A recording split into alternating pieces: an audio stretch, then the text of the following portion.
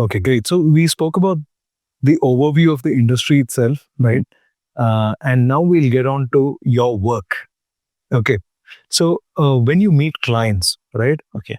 Is there a step-by-step approach that you take, to lead the way until closure or closing the deal? How do you go about it? A client comes and approaches you, right? And from that point to the handover, what is the process? Do you have a process to it? So again, for a commercial, it is different. The residential, it is different. Commercial buying is different. The residential buying is different. Residential buying. But primarily, the first and foremost of anything, whether it is corporate client or an individual client or anybody, is to understand the purpose. Okay. Requirement in detail is first and foremost. Second, give him the platter of options. At the same time, also guide him to shortlist that platter. Okay. So you okay. Give the basket Options. give the basket of options, guide him to shortlist. When we say guide him, tell him these are good, these are the best, these you can ignore. Okay. Why? That is also given, so that we bring them to a narrower thought process. So you know the mind of the client. The reason we give the basket is for him to know what all are available. Okay. If I start giving them only one or two options which suit directly, he may not value it. Got it. You have to give the entire basket and also tell him what is happening in the market. Then say these could be the best fit or these could be the closer to fit and these could be ignored at this point of time. Okay. Based on that, again, the best fit could be not affordable. Closer to best fit could be his affordability. So based on that, we narrow them down. Once narrow down happens, walk with the client or go along with the client to those assets. Show them, go show them, discuss. Then after that, again sit, discuss. If it is leasing, the turnaround happens in a couple of months. If it is investment, sometimes it happens pretty fast. Sometimes investments take at least 7-8 months. Then all other parameters come into play. So it's a process. Once they shortlist, negotiations, sometimes negotiations Go years. go yes, go no. Okay. Or sudden Years. I mean, that years, months, sometimes 1 week.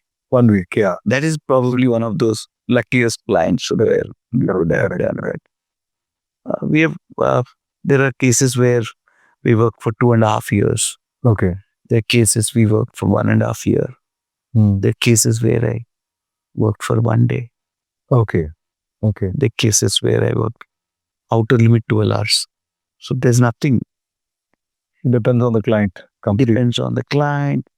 Sometimes I say being at the right time at the right place. If the client had called you on the right time and you have gave him the right solution, Everything comes together. yes. Sometimes we might have missed the bus because we came at the fag end of his. Got it. So sometimes we might. That's okay. So which means okay. So you went with the client to the location. You look at the adjacent properties, what is coming up. So you have a sense of how that place is going to grow or degrow or whatever it is, right? And then your due diligence you do. What is the next step? So technically, as a realtor, we are not assuring on the legal part of it. We only give them the superficial information on what's the right price. Okay. What is the right value at which you should take it. Those are all our this thing. Because we are in the market, though we don't go with the documents, check the legality, but being in the market, seeing the developers, seeing the land, looking at all these things. We have a fair idea whether this is a legal asset, non-legal asset. Okay. We have a fair idea. But then we always suggest our clients to take a legal advice. legal opinion of that asset. Okay. And most of our clients take, even if it is a lease, even if it is a purchase, every client we suggest, 99% people take it. Okay. Some very low end transactions, people might ignore it because it's just for a temporary case and all that. So sometimes but generally, the people come to us Okay. assuming that we know. Got it. So we fairly know. Fairly no, but obviously that's a checkbox which you cannot ignore.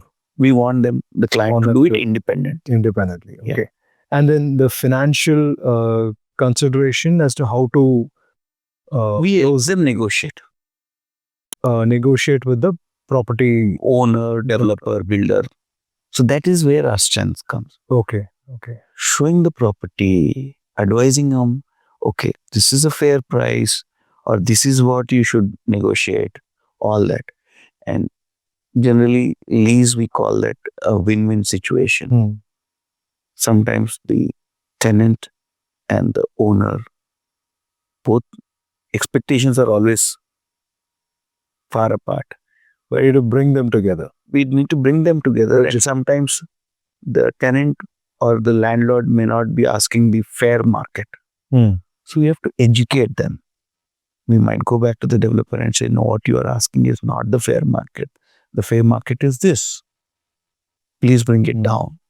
Or if the tenant feels that he's asking a price which is not the fair market, but tell him this is not the fair market, you should expect this. That is where the guidance comes for both the landlord and the tenant from our side. Okay.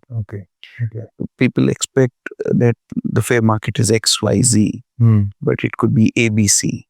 So that is where we have to educate both. It could be the landlords, it could be the tenants. Okay. So soon after you're getting all these parties to negotiate, do you also help in terms of realizing the finances to close a deal? No, we do the paperwork. We assist in the paperwork, which is whether the document on lease agreement or the agreement of sale and all that. Generally, we have connections for banking and all that. But today the banking sector is so well versed that individuals go and get their loans and everything done. So you just recommend? We can recommend, but a developer, builder has his own set of bankers. Okay. The buyer is banking with a particular bank, so he has his own bank. Okay. You leave it to them. Leave it to them. If somebody asks, definitely we know.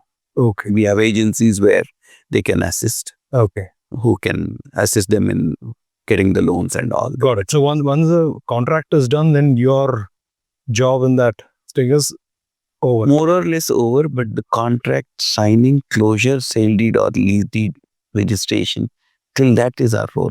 Okay. Once that is done is when in a lease, the deposit transferred, lease deed signed, property handed over, the tenant is taken over. That's when my role will end. Okay. And is it different for corporates? Especially since you deal more with corporates and large scale, it's the same. Is it different for corporates versus it's the same. Small corporate, residential? Is corporates or residential is the same. Okay. When it comes to leasing, lease deed signed, deposit transferred, property handed over. Okay. Till then is our role. In a purchase, it's the same. Agreements done, advances paid, sale deed done, full amount transferred from the buyer to the seller. Then our work is done. Okay.